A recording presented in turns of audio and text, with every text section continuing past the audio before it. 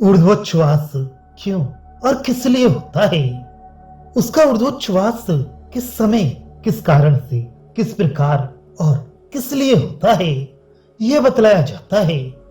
वह देह जिस समय कृष्णता को प्राप्त होता है, वृद्धावस्था अथवा ज्वर आदि रोग के कारण क्रश हो जाता है, उस समय जैसे आम, गूलर अथवा पिप्पल फल बंधन से छूट जाता है, वैसे ही यह पुरुष इन अंगों से छूटकर फिर जिस मार्ग से आया था, उसी से प्रत्येक योनि में प्राण की विशेष अभिव्यक्ति के लिए ही चला जाता है। वह प्राकृत सिर एवं हाथ पांव आदि अवयवों वाला पिंड जिस समय अणिमा, अणुभाव, अणुत्त अर्थात कृष्णता को नीति प्राप्त हो जाता है, किस कारण से?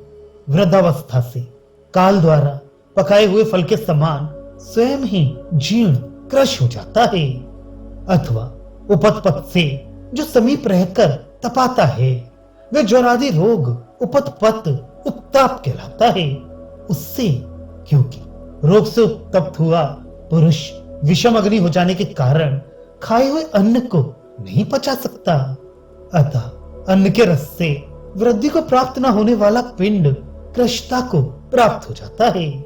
इसी से यह कहा जाता है कि उपतपता वा अर्थात ज्वर आदि रोग से कृष्णता को प्राप्त हो जाता है। जिस समय वृद्धावस्था कारणों से शरीर अत्यंत कृष्णता को प्राप्त हो जाता है, उस समय जीव ऊर्ध्वोच्छ्वास लेने लगता है, और जिस समय ऊर्ध्वोच्छ्वास लेने लगता है, उस समय वह अत्यंत भाराक्रांत छकड़े के समान शब्द करता हुआ प्रयाण करता है। देहधारी के लिए जरा से अवयव, रोग आदि की पीड़ा और कृष्णता की प्राप्ति ये अनर्थ अवश्य भावी है। इसलिए वैराग्य के लिए ऐसा कहा जाता है। जिस समय वह शब्द करता हुआ प्रयाण करता है, उस समय किस प्रकार देह का त्याग करता है, इसमें दृष्टांत कहा जाता है।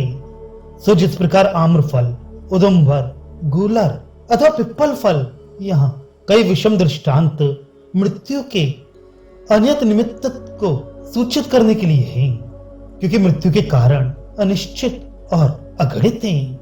ये कथन भी वैराग्य के लिए ही है, क्योंकि यह देह मरण के अनेकों कारणों वाला है, इसलिए सर्वदा मृत्यु के मुख में ही पड़ा हुआ है।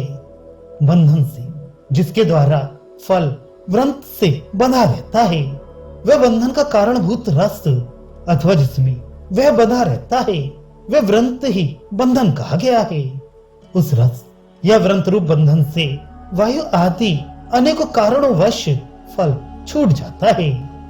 वैसे ही यह पुरुष लिंगात्मा, लिंगोपाधिक जीव इन अंगों से अर्थात शरीर के चक्षु आदि अवयवों से संप्रमुक्त होकर अर्थात सम्यक निर्लेप भाव से छूटकर जिस प्रकार सुषुप्त अवस्था में जाने के समय प्राण के द्वारा इसकी रक्षा करता है, उस प्रकार नहीं तो किस प्रकार?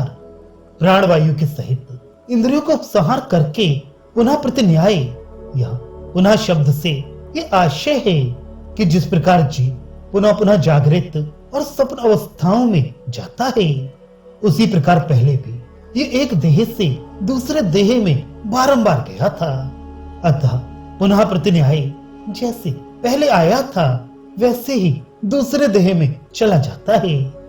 प्रतियोनि अर्थात अपने कर्म और विद्या के अनुसार प्रत्येक योनि में जाता है। किस लिए जाता है? प्राण के लिए ही, अर्थात प्राण विहु के लिए ही। प्राणों के सहित तो जाता ही है। ऐसी स्थिति में प्राणायाम ये विशेषण व्यर्थ होगा। लिंगात्मा का जो एक देह से दूसरे देह में जाना है, वह प्राण के विहु की विशेष अभिव्यक्ति के लिए ही होता है। उसी से इसके कर्मफल भोग की सिद्धि होती है, केवल प्राण की सत्ता से ही नहीं। अतः प्राण भोग का अंग है।